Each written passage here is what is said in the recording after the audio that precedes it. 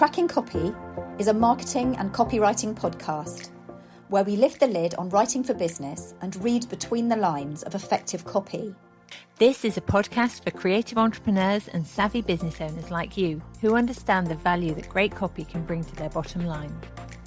We dive into a different aspect of writing for business in each episode, debunk the myths about how we should write, and explore the ways that writing can be fun, conversational and creative, while also being high impact for serious results. So listen, laugh and learn with us, Ella Hoyos and Minnie McBride, as we share our words and wisdom in each snack-sized episode. Expect some lightbulb moments, interesting guests and practical takeaways as we crack the copy code together.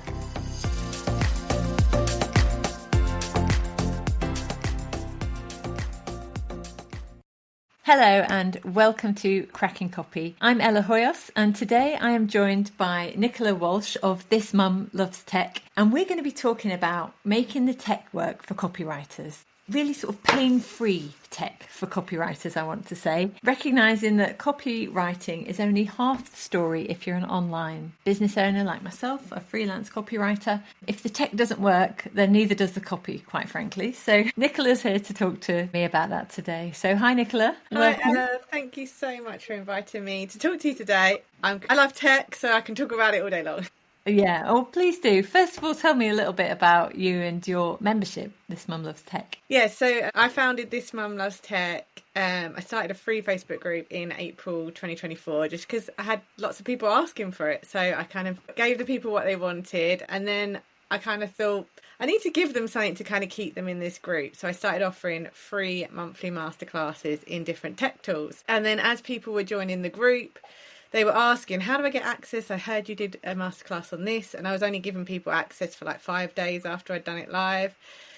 So in September of 2024, I started the This Mum Loves Tech membership. And yeah, it gives people access to all of the past masterclasses I've done. So some of my favourite tech tools such as MailerLite, Canva, Google Workspace.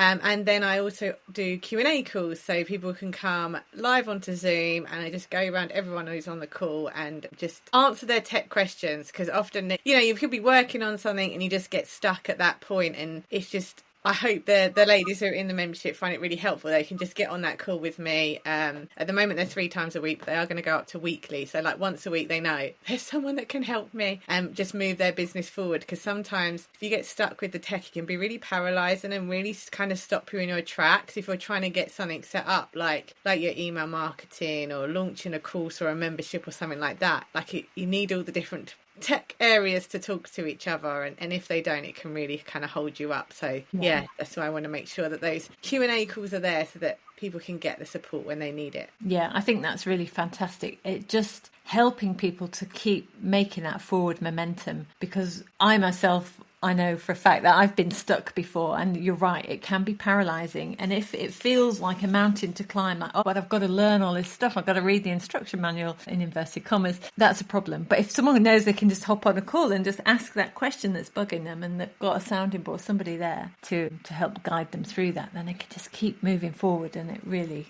yeah, I can imagine it makes a huge difference to people running their businesses on a daily basis. So let me just, for clarity though, this is not tech coding and heavy programming or anything like that. This is everyday tech tools that we all have access to, but making sure that they're working for us in the best possible way, isn't it? Yeah, it's kind of those tools that are essential, like your professional email address. You're going to be in that every day sending emails to your clients, customers, signing up to email marketing things yourself. So it's just getting that all set up properly. Email marketing, obviously I'm a huge fan of MailerLite and getting people onto your email list, but it's not just getting people onto your email list, it's also making sure that you actually land in the inboxes and not spam folders, and making sure you've got all that initially set up correctly. And then one of my favourite tools as well is Canva, and there's just so much you can do with Canva that a lot of people don't realise, and just time saving things. I have a podcast myself called This Mum Loves Tech, and one of the episodes I just did my top 5 time saving tips, and I've had loads of feedback. People I just didn't know you could do that. I use Canva every day, and there's just Like, there's things about Canva that I won't know how to do. And with these tools, there are so many features, and it's just understanding what ones do you need to know that are going to actually like really help you move your business forward. Yeah.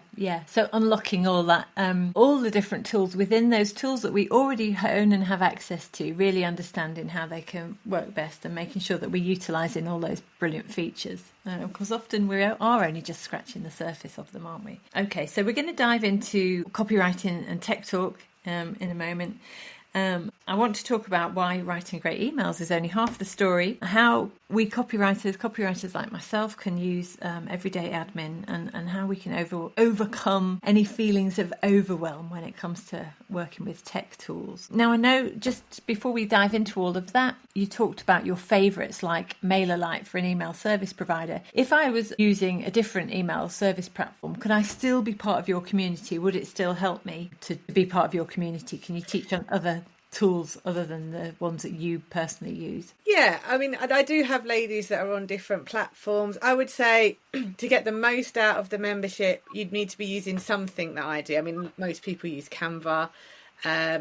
Because with the email marketing platforms, they kind of all work in a very similar way in terms of how you would structure like automations to send, like the process of you need something for people to sign up to that then triggers the automation that sends out the emails. And the way they do that is all slightly differently, but once you kind of understand the process of it, even if it's not a tool that I use myself, I could probably work out where the bits are because I understand how those processes work together. But yeah, I always say to the ladies, if you are using a tool that I know how to use, I can definitely help you. And if you're not using a tool that's kind of in part of my toolkit, and I've recently put together a kind of a toolkit guide of what I use within This Mum Loves Tech. I like to say what makes This Mum Loves Tech tick, really. Then I will try to help you as best I can. If it's not one of those tools, I will try to help you as best I can, or help you find out the information you want. Because a lot of the time, even when it comes to like putting a search in Google, it's really down to asking the right question. And sometimes people are like, well, I've tried to search on Google and I don't know what it is I'm looking for. And it might be they're not quite using the right terminology or phrasing to get that answer. And I can get that answer for them because I understand what it is that they're trying to do from like a technical point of view. Yeah. So I can find that answer. And I've done that before in Q&A calls. I've been like, I don't use this platform myself, but I'm going to get onto Google. I just do a quick search while I'm on the call. And I'm like, right, this is how you do it. And then I talk them through how to do it that way. Yeah. Because you understand the intent behind, what they're trying to do, and you understand how the tool works. Its sort of skeleton structure, its foundation, and when they all operate in the same sort of way. So an email service provider is there to deliver emails from, written by one person and to the whole mailing list to many people. And once you understand that, then it doesn't really matter which ESP, email service provider, you use, because you understand the functionality of it. Okay, I get that. So thanks, Nicola. That was a brilliant introduction to what you do and how you help people. Now, the problem that I see from my own perspective is that many copywriters focus on crafting our perfect email, but if it's not delivered properly, then it's wasted effort, isn't it? Poor email deliverability can come down to, spam filters, being overzealous and picking up words that we've used, bad formatting, the wrong settings, and there are some other things like lack of segmentation and automation. So talk to me a little bit about how you can help on that side of things, how you would work with a copywriter to get the best out of an email service provider and email marketing. Yeah, so the first thing you need to do, which is kind of essential, is to authenticate your domain. So in February of 2024, Google and Yahoo brought in these new new rules, basically, that mean that if you're using an email service provider, you have to authenticate your domain so that they know that you're not spam. But what a lot of people forget to do is they'll authenticate their email in their email service provider, but they won't authenticate it in their own inbox.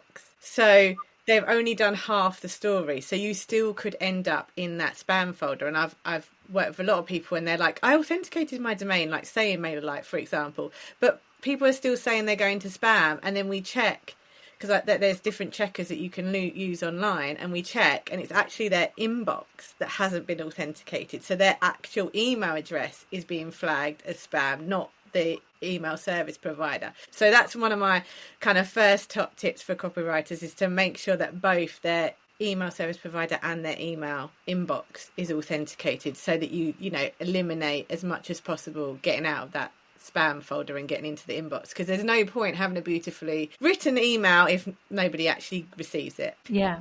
So, okay, this is news to me, because I remember when that rule came in and we all went into our settings in our email service provider and made sure that we had our DKIM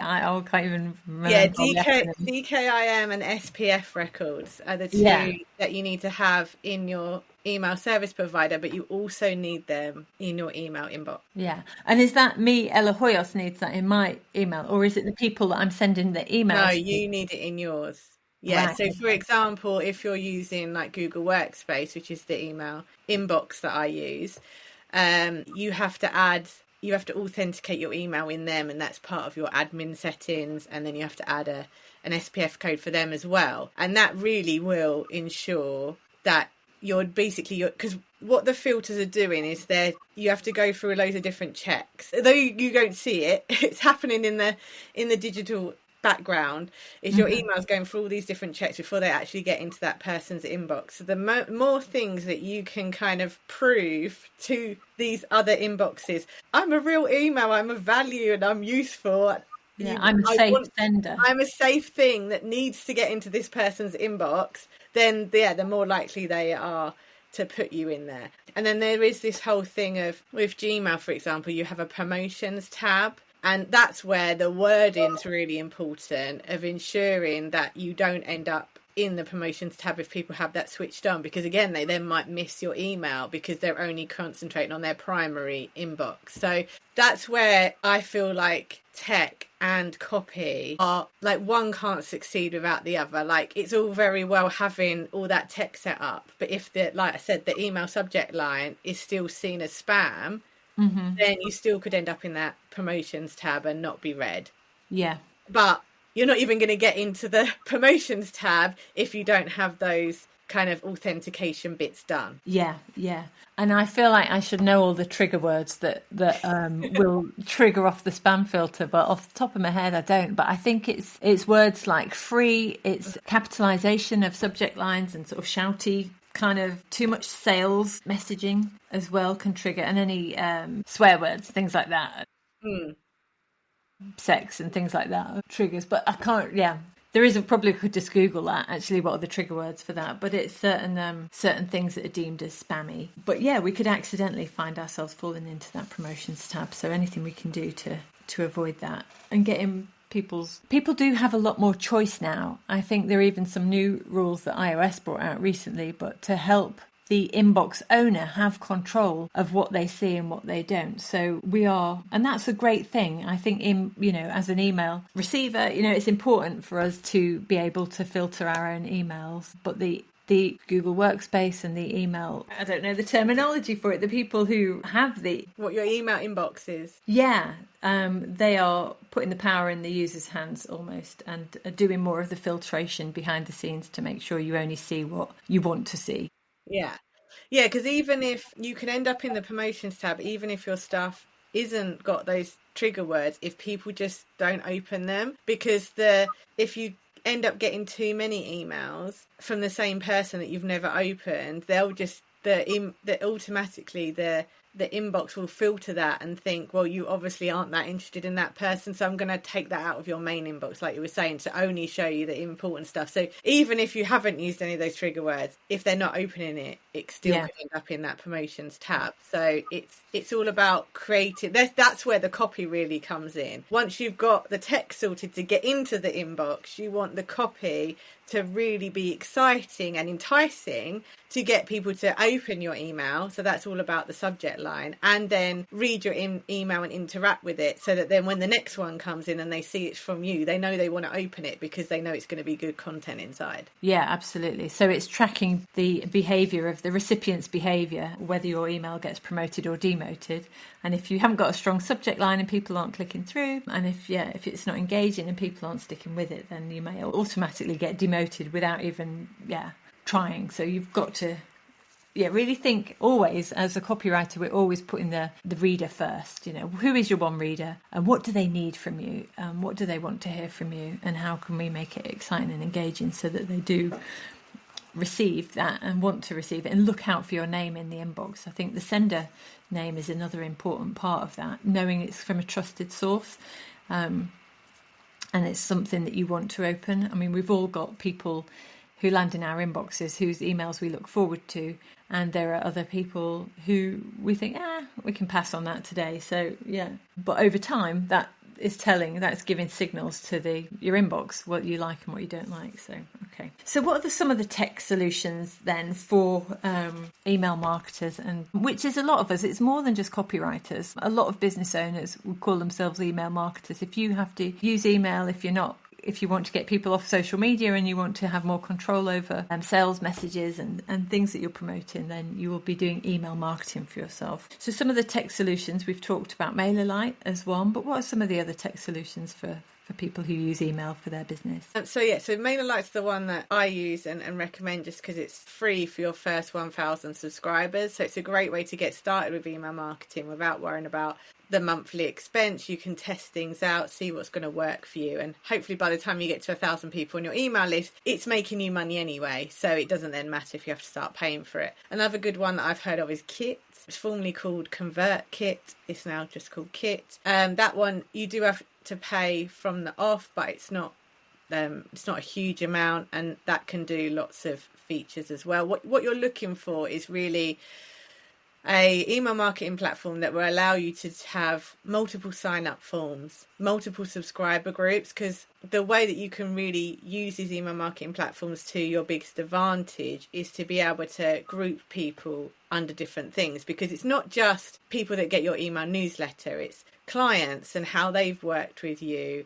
and people that may be in your Facebook group. You can get people to give your email address when they sign up, people that have come to masterclasses, and if you can add all those different tags to people, and it does it all automatically depending on how they've signed up, then you can see just by looking at that kind of subscriber's profile how much of a fan of yours they are, really, and how much they've worked with you. And the people that have already worked with you are more likely to work with you again, so you can then target just the people that are your kind of super fans, as it were, with more specialized content or special offers or something like that. The same with product businesses. If you have different tags for all your different products, and then you can go back and see, this person's bought this many things from me, that that they're a big fan of what it is that you do. It's not just for service businesses. Email marketing is really powerful for product businesses as well, because you can do things like if people abandon cart, you can send emails for that and all that kind of things. A lot of people, when they think of email marketing, they just think of a newsletter, but as you said, there is so much more that an email marketing platform can do. And it's just looking at what those features are that you need as to what one's the best. Another one that people use, it's a bit more expensive, but I know it has a lot of advanced features, is Active Campaign. That's one I know a lot of people that with bigger lists use. Once you get to having thousands on your email list, that Active Campaign's one that I know a lot of people use to manage that kind of number of emails and things like that. But yeah, it's really looking at, because it's also, if you end up sending the same email to prospective clients, with GDPR you can't email marketing emails to people unless they opt in, but you could still use your email marketing platform to send a single email that if someone maybe books a discovery call with you, it automatically fires off maybe a questionnaire or some questions before the discovery call. And as long as you've got them tagged that they're not in your newsletter group unless they then go and opt into it, you can use your email marketing platform for that, to save you time in having to manually send an email each time someone wants something. I mean, there are ways, if you're using online calendar software such as Calendly or TidyCal, that you can set up those kind of emails in the email that people receive when you book that way as well. But if you don't have that kind of system in place, but you have an email marketing platform, it's looking at all the different ways that you can use that platform to kind of help you, because at the end of the day, all these tech tools are there to save us time, to automate areas of our business that we're doing manually that aren't client facing ones. You know, like we want to have as much time as possible to be either working with our clients or making our product, whatever it is our business does, because that's the thing that's going to make us the money at the end of the day. So as much as we can use the tech to automate everything else, it will give us then more time in our day to do those kind of client-facing activities. Yeah, I think that's the dream, isn't it? I mean, we often talk about making money being the dream, but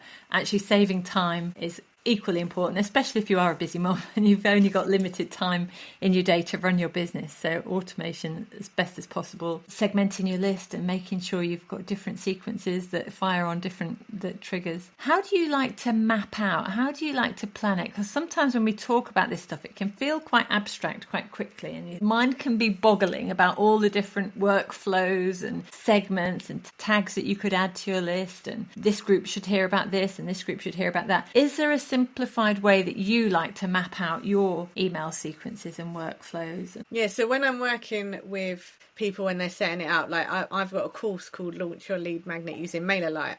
And what I advise the people that are on my course to do is keep all the names the same. So if you've got, say you're launching a lead magnet, which is what the course does, obviously, that's what it's called.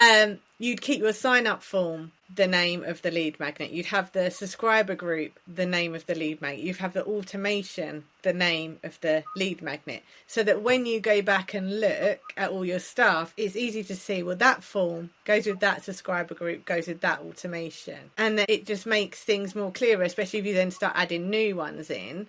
You can then, again, keep that same pattern of naming everything to do with that one thing the same. So then when you go back, it's easy to piece together what goes together, basically. And then with a welcome sequence, what I actually like to do is have like a single welcome sequence that once everyone's done that initial step or two, if they've got the lead magnet and maybe there's one follow-up email that kind of says, how have you got on with it? If you need any help, let me know. Everyone then goes into a more kind of generic welcome sequence. So the point of a welcome sequence is obviously to get people to know more about what you do. Generally, if they've come in via a lead magnet, they're new to your world, they need to get to know you a bit more. But you don't want to keep having to write that loads of times. So there's a way, if you set it up, that you can just have that one, and you can make it a really good one, that all of your other kind of tops of your funnel, as it were, lead into that one generic sequence. And I think that then helps simplify things, because then you only got to worry about crafting one really good welcome sequence. And just as long as it then works with, you know, that's why I say have two in the funnel for everything. So you get that first email that here's the thing that you signed up for, one follow-up email that's like, how have you got on, here's the link again if you missed it. And then it goes into this welcome sequence. And again, that's all automated. So once you've got that set up, you know, every time you launch something new, you've only got to add 2 emails, and then the rest of it is kind of already there. And then again, if something changes within your business, you haven't got to go back into every single automation and change it. You change that one generic welcome sequence to the most up-to-date information. And it just, again, makes things easier and simpler to manage once you've got that initial setup done. Okay. One thing that I work with clients on writing their welcome sequences to really nurture their new leads into their world and get them to understand who the business is and what they're about. And often in that second email that fires off as part of a generic welcome sequence that welcomes everybody, you can use your welcome sequence to segment. If you don't know the source, or if people have just signed up to a newsletter, or there's been some sort of sign up form on your website that isn't linked to an email, to a lead magnet or a freebie, you can still, within your welcome sequence, within, say, the second email, you point people to your best performing content that you've published elsewhere.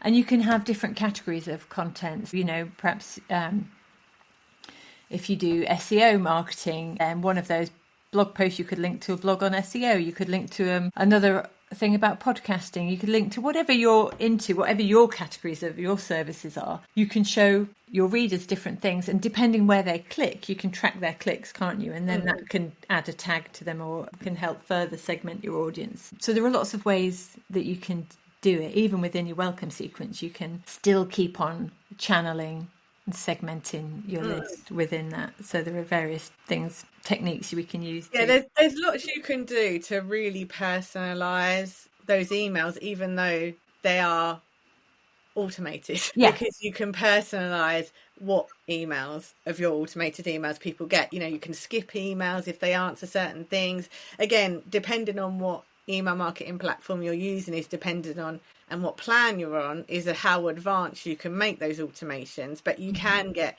really clever with them. But when people are just starting out and they've got that, I just like it all sounds quite complicated. It's like, just keep it simple, just have that one series, and then you know you can always split it out and do all those other fancy things with it later.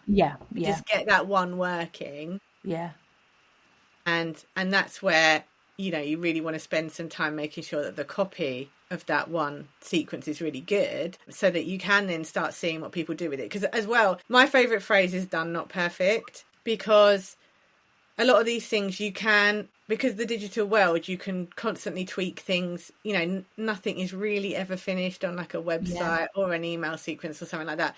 A lot of people, they get in that whole perfectionism of needing it to be perfect, and sometimes you don't even know if the thing that you've created people actually want. So I always say, well, let's just get that initial tech set up, get it working, so that you actually get the thing that people actually get what they've signed up for, and then see if people sign up for it. And then you can get more advanced with what you do with that information. But if people aren't even going to sign up for it in the first place, maybe there's then something wrong with your landing page. You need to look at the copy and the wording for that. You know, why aren't people sign up for it? Or maybe you've created this thing that you thought that people wanted, but it's not actually what people want. So you need to go back to your audience and ask them, what do you need? So it's almost like just get that initial tech up and running and working, and then perfect it. And then figure it out. Figure it out. Yeah, absolutely. Absolutely. So go in with a curiosity, a mindset of experimentation, of just testing and waiting for some feedback. And all feedback is good feedback. If people aren't downloading it, then yes, it maybe suggests that a link is broken somewhere, or something's not firing properly, or perhaps the copy is really, you know, just not in line with what your audience expects from you. But yeah, just test.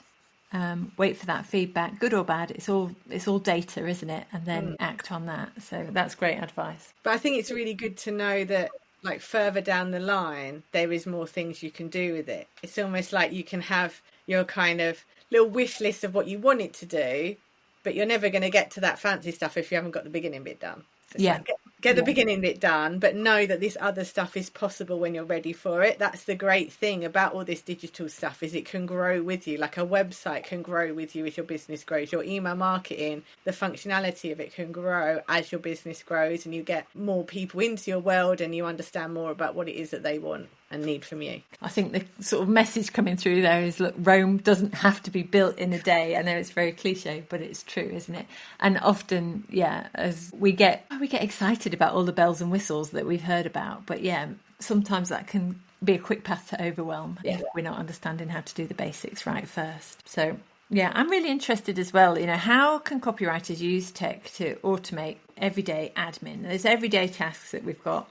We're often juggling multiple clients, multiple projects and admin tasks. So what time-saving tech can we use that you're familiar with to boost our own productivity and to automate and sort of delegate some of that repetitive work too, so we don't have to do the same thing over and over? Yeah, so one of the things I think, especially if you get on calls with clients or you have any kind of client interaction, is an online booking system, because it just eliminates all that back and forth, either in emails and DMs of going, well, when are you free? Oh, I can do this time, or you can do that time. You literally just send someone a calendar. And the great thing with these online calendar tools is they can link to your calendar. So they can, if you then add something in, or you block out, or, you know, I've got a meeting with the teacher this day, so I can't now do that time. It will automatically update in your calendar. So you don't, like, my calendar is my lifeline, my Google Calendar, I couldn't live without it. And if I just block out a bit of my day, it then updates, and those times are now no longer bookable. So I haven't got to worry about going in and editing something else. I just can keep my calendar up to date, which I'm in all the time anyway. And that keeps that free. And what it can also do is it can automatically generate things like Zoom links or Google Meet or Teams, whatever one you're using. It will automatically create that, so you don't have to again go in and manually set up a meeting. You can set it so it automatically sends reminders to people so they know, and you can set that to maybe go, well, however you want, like however many days before or hours before the meeting to remind people, this is coming up. And again, that all happens automatically.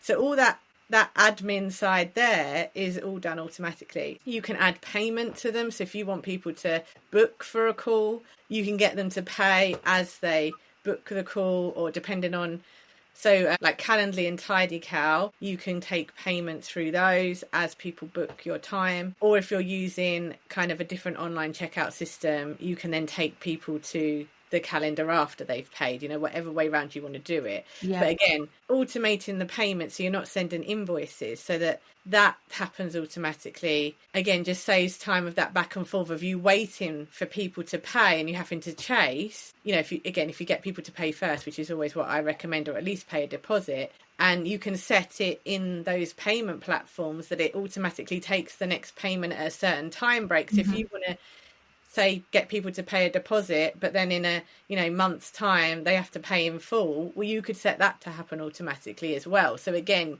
you haven't got to worry about chasing invoices. It's all those things that take up time that you could be actually writing something. And mental capacity as well, isn't it? Just having those niggling things on your mind that so-and-so's not paid their invoice yet. But yeah, some of the software has auto reminders that can go out as well. Integrations, their payment integrations are what, with Stripe, PayPal? Stripe and PayPal, yeah. So both the calendars can integrate with those. Calendly you pay like a subscription to.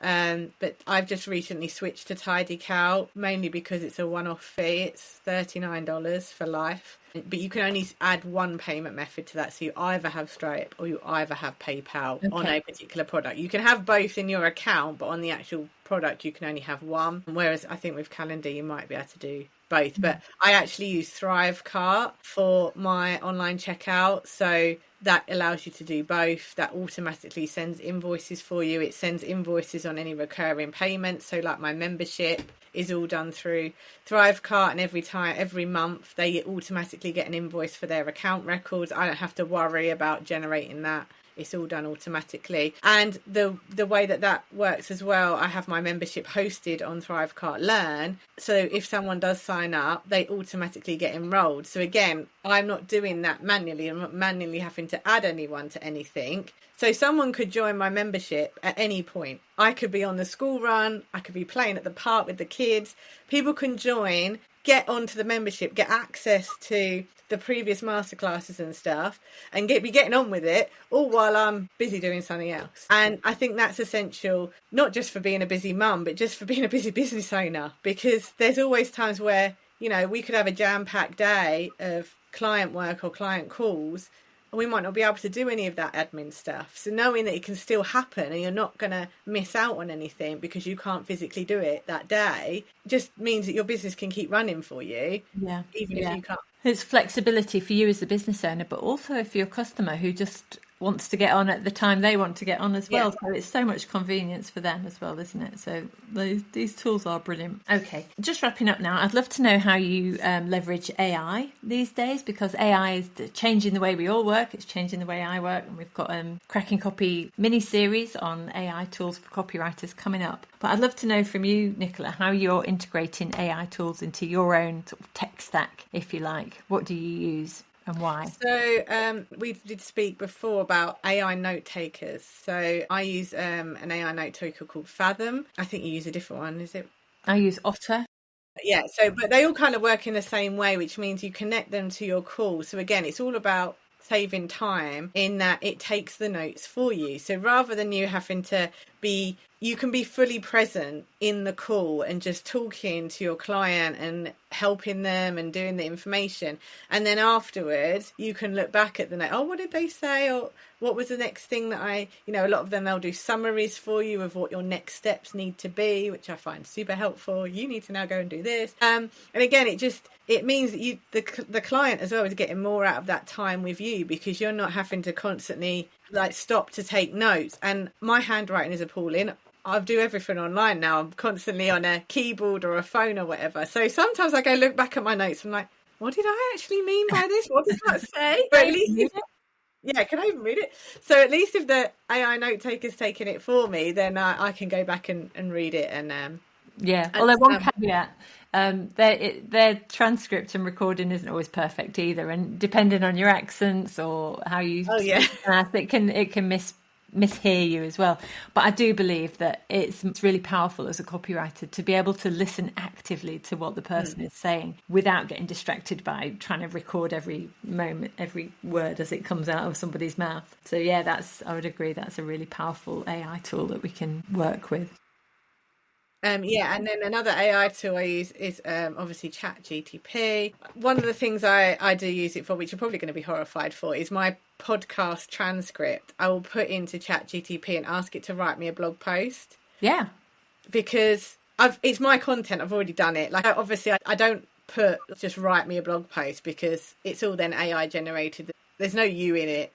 So I definitely don't recommend doing that. But there's definitely ways that we can leverage the content we've already got to create something else. I often, every week, I'll put the transcript in there and I'll say, can you make me a blog post using the key points? Can you make my, show notes? Remind me what links I said that I was going to tell people about. Because again, it's the same with the kind of the AI note taker. Sometimes, especially if the episode is like half an hour so long, you may have forgotten that in like 5 minutes in, you said, I was going to say, I'll put that link in the show notes, so it can help pull things like that out for you. So you can make your, show notes as helpful as possible. So it's really using AI as an assistant to you and not taking over you. And I think that's really an important distinction to make, that AI is just another tool that can help you run your business, but it's not going to it's not going to do it all for you, because you've still got to input something to it.